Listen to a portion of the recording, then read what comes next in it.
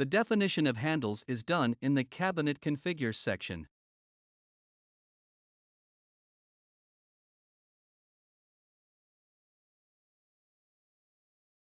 This is covered in another chapter.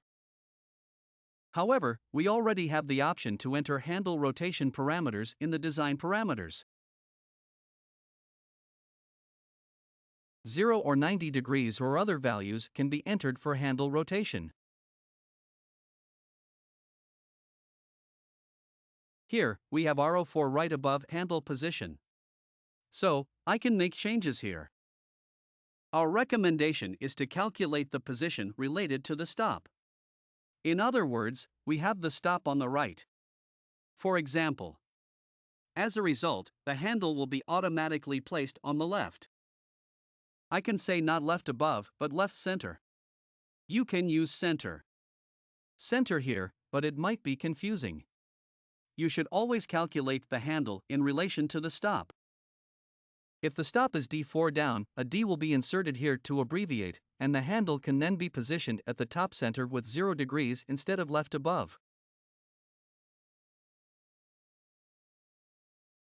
As mentioned at the beginning, the exact position of the handle can be specified in detail in the Detail parameters under Cabinet Configure.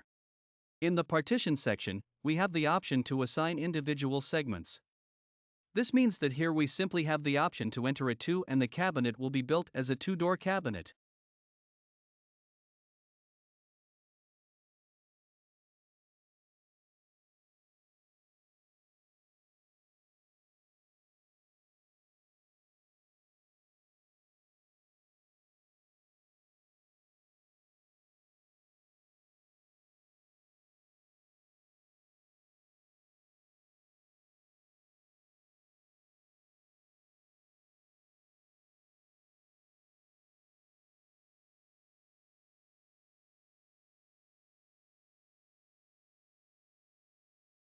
Now I enter a width of 1500 and simply divide the cabinet into 3 segments.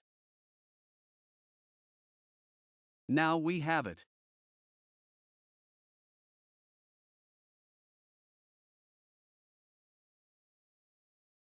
In the center panel/distances from the left section, we have the option to enter, for example, 200 and pressing enter confirms the number 200, and the rest will be distributed equally.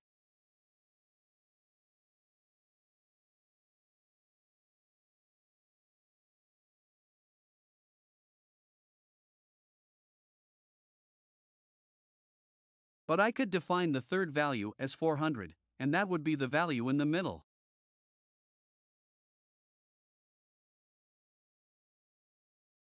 With 0, we have equally distributed again, or I can say we need 590 in the middle, and then the remaining space will be distributed equally.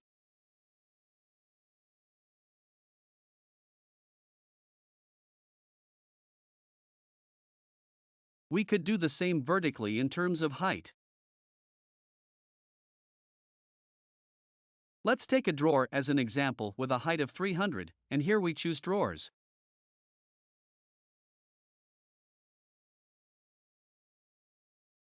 If 300 is not enough, we can simply make it 1200 or 1900. Now, if we enter 10 here, the height will automatically be divided into 10 segments.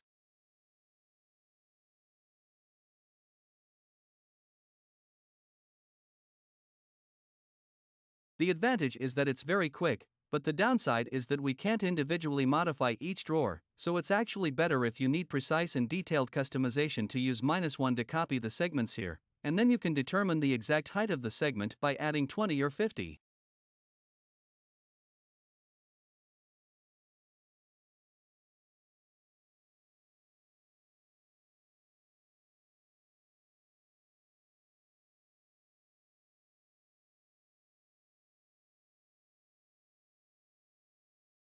Now, if I set the vertical partition to 2, we can see here H and V whether the vertical center panel or the horizontal floor-to-ceiling divider should be formed at that location.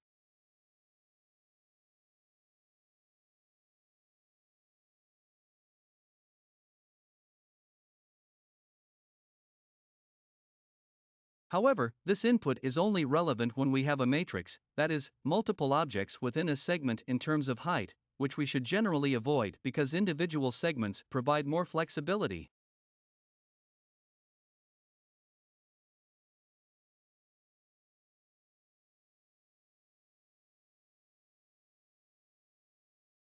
Last but not least, in the design parameters, we also have the option to eliminate these bars by using end for no.